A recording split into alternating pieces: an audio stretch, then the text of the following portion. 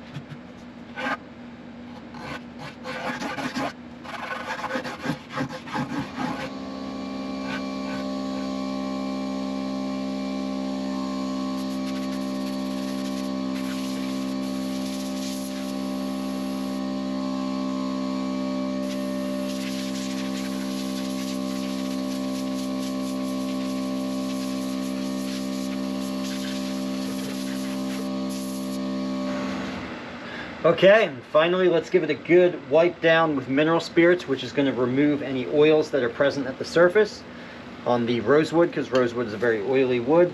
And also at the same time, it's going to pick up any remaining dust that's on there. So I might go through a couple rags while I'm doing this, because as you'll see, this will get pretty caked on with dust, even though we just used the air compressor to get the bulk of the dust. I guess I don't need this anymore.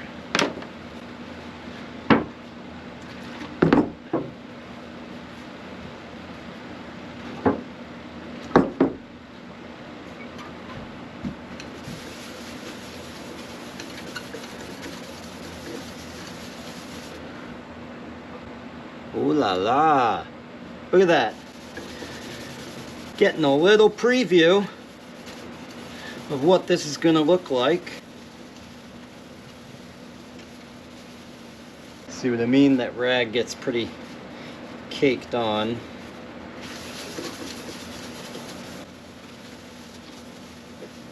Alright folks, here we go. The first session of True Oil begins. There's no turning back now.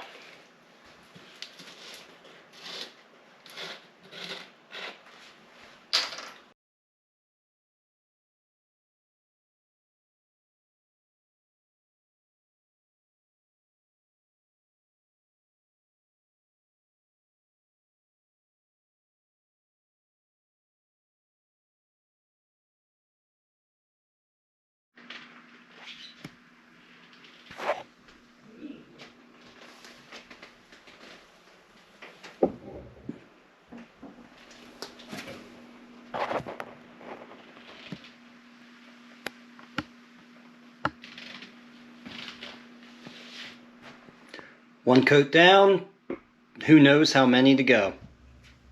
Okay guys, we are between coats right now. I'm on, I think, the 9th coat for guitar number 87, way back there in the finishing room. But we're actually going to take this moment here to jump back to guitar number 86, which, if you recall, already has the finish applied. But now there's just a couple things I got to do to this. One of the big things I want to do is install I had it somewhere here, an end pin. I'll show you guys what that looks like in just a little bit, but that's going to go right here centered on the end wedge, because like I said before, I want this to be a nice walk-in guitar that I can strap onto my back and just kind of walk around with.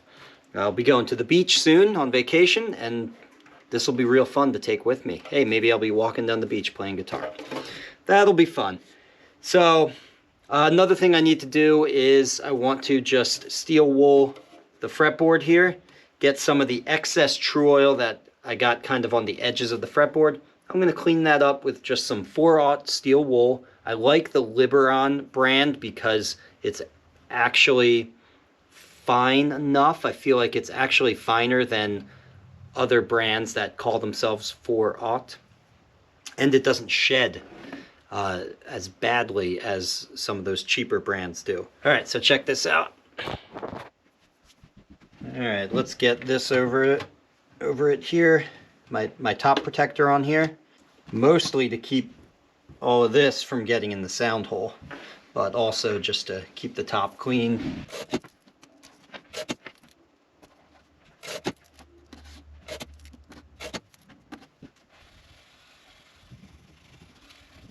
So you can also mask off the fretboard when you do your finishing, but I've actually kind of drifted away from masking off anything on my guitars because one, it takes a good bit of time, and you can always sort of just clean things up after the fact like I'm doing here.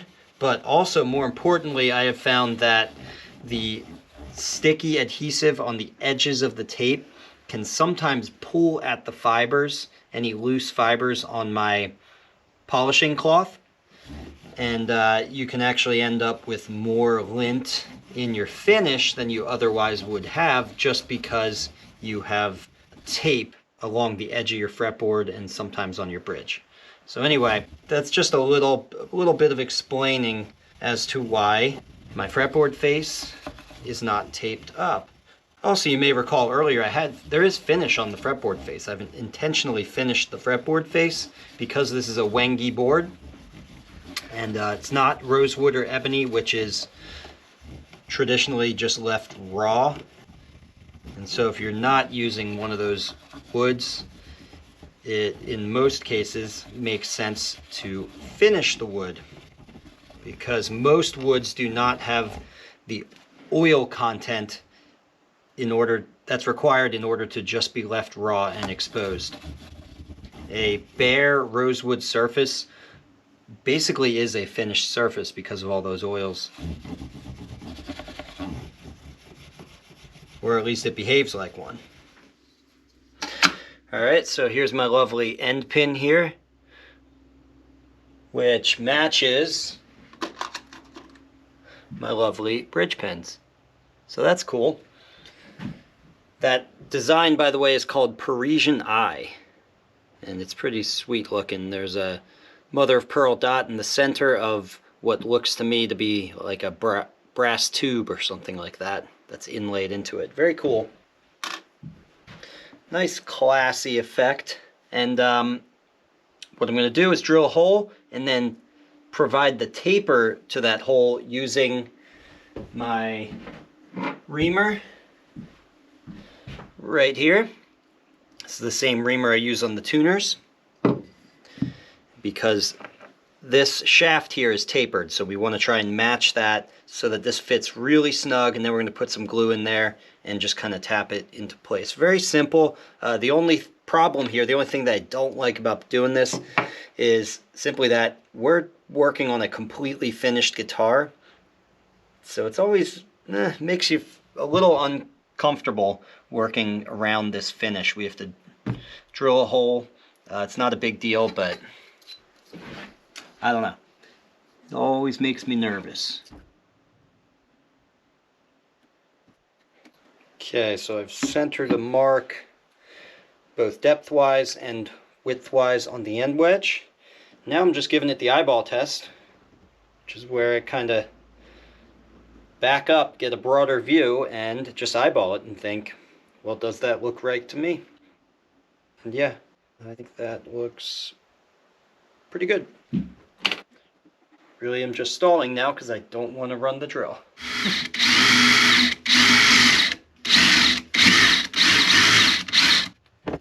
Okay, so I've drilled an undersized hole to the shaft of my end pin here, and now I just have to use the reamer to both widen that hole and give it a little bit of a wedge shape, a taper.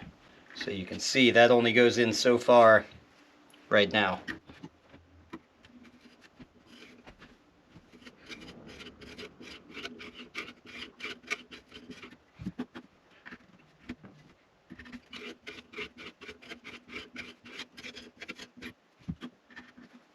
Okay,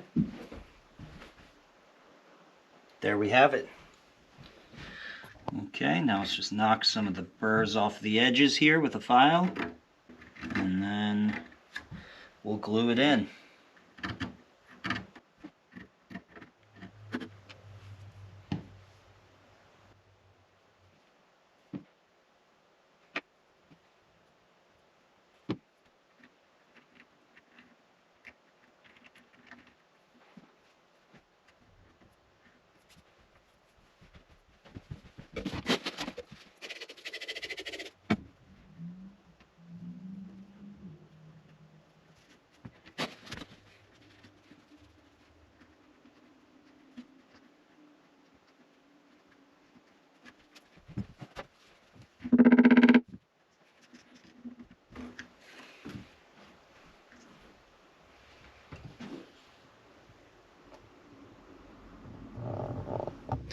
And a new guitar model requires a new pickguard shape, so that's what this sort of pork chop looking thing is here. This is a starting point. I'm going to cut this out on the bandsaw and then refine it until basically I like the way it looks and the ground that it covers as far as where I expect the picking attack to hit.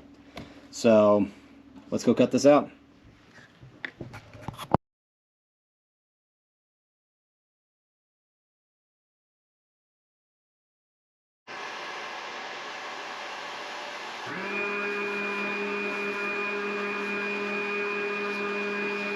Alright, so that's the template. Now I can go ahead and use this template. You know, you always want to make something repeatable so you can do this again on future guitars like the one that's in the finishing room right now. I'm going to use this template to cut out the actual pickguard out of Mylar, which is a great, super wear-resistant material that you can get just hyper thin. You get it in these very thin sheets, so you have a very thin pickguard. It's like it's barely there, but it still holds up against the attack of the pick. I'm going to use this template and a scalpel, a surgeon's scalpel, to cut out that thin piece of Mylar and then stick it down. And I'm going to do this off camera. Honestly, this step always makes me nervous. Doesn't matter how many times you do it, because it's really the last thing. It's the icing on the cake. Everything's all done, and it's very easy to get wrinkles in your pickguard or put it, you know, off of its location just a little bit. So anyway, I'm going to leave you guys out of this so that I don't feel any extra nerves. Alright, check that out. I wonder if you can even see that on the camera.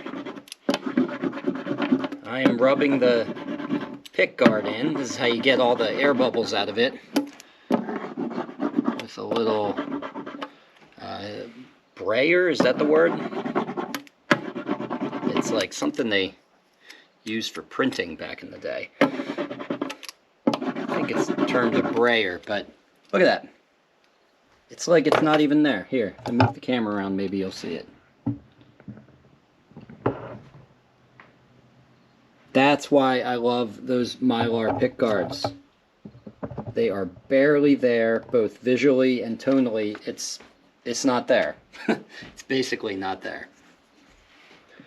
And then I like to just get the very edges with this little dowel that I've shaped for just this purpose. Again, I'm just sussing out those air bubbles, if there are any.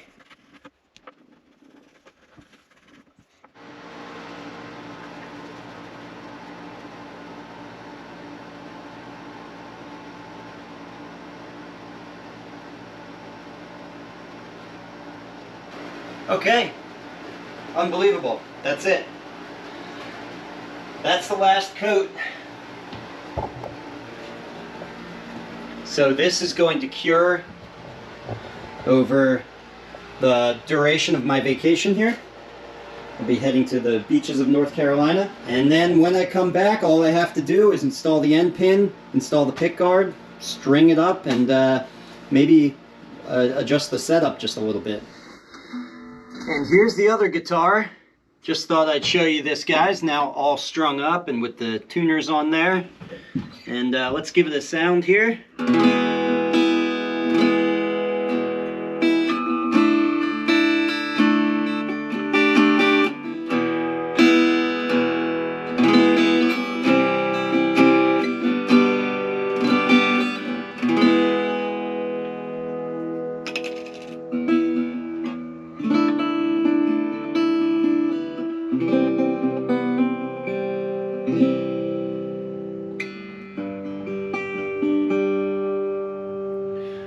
Okay, this is a fun, spunky little guitar here, and I'm excited to take it with me to the Woodstock show, October 13, 14, 15. I'll see all you guys there. Man, that was a crazy week, especially at the end. Just sleeping over here at the shop, having to wake up every 2.5 hours. With a couple exceptions, I would get like a 4 or 5 hour rest in, because I realized you do actually have to let the coats cure every once in a while. You have to let the previous coats actually harden enough so that you can kind of build off of what you've built before it. Otherwise, you're just kind of dragging previous coats around if you get a little too ambitious with the every 2 hours applications. Anyway, it's good to let the coats cure, and it's good to let yourself sleep and cure as well. Crazy week. I'll see you guys in Woodstock, hopefully. Please come out. We'll organize a meetup. And that's all I got for you guys. I'm going to go on vacation now. I'm going to be in North Carolina. I'm going to be surf fishing. And I am going to bring this little guitar with me, so I'll have this as a companion as well. All right, see you guys in the next one. Bye for now. Here, I'll play you out.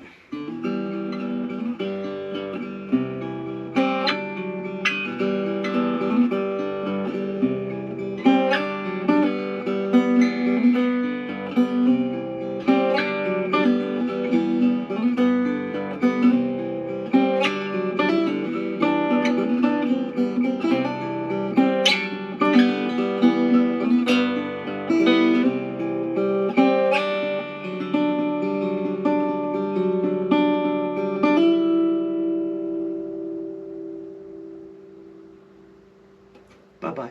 If you learned something here, please give this video a like and subscribe so you can be notified when I release a new DIY guitar making video. And if you want to really learn more, take one of my structured online courses at ericschaferguitars.com or register for a hands-on guitar building workshop here with me in Burnville, Pennsylvania.